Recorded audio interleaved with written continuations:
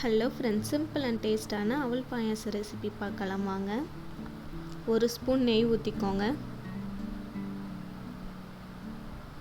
நெய் காஞ்சதுக்கப்புறமா முந்திரியை போட்டு நல்லா வறுத்து எடுத்துக்கோங்க. கலர் சேஞ்ச் ஆகிற அளவுக்கு. வேணும்னா உலர் திராட்சையும் போட்டு வறுத்து எடுத்துக்கோங்க. அடுத்து மறுபடியும் ஒரு ஸ்பூன் நெய் விட்டுக்கோங்க. ஒரு கப் அவலில் போட்டு நல்லா வறுத்துடுங்க. கலர் சேஞ்ச் ஆகிற அளவுக்கு. நல்லா கலர் சேஞ்ச் ஆனால் அதையும் தனி ஒரு பவுலில் மாற்றிக்கலாங்க. அடுத்து ஒரு கப் அவளுக்கு 3/4 கப் வெல்லத்தை பாவு காய்ச்சி வச்சிடலாங்க.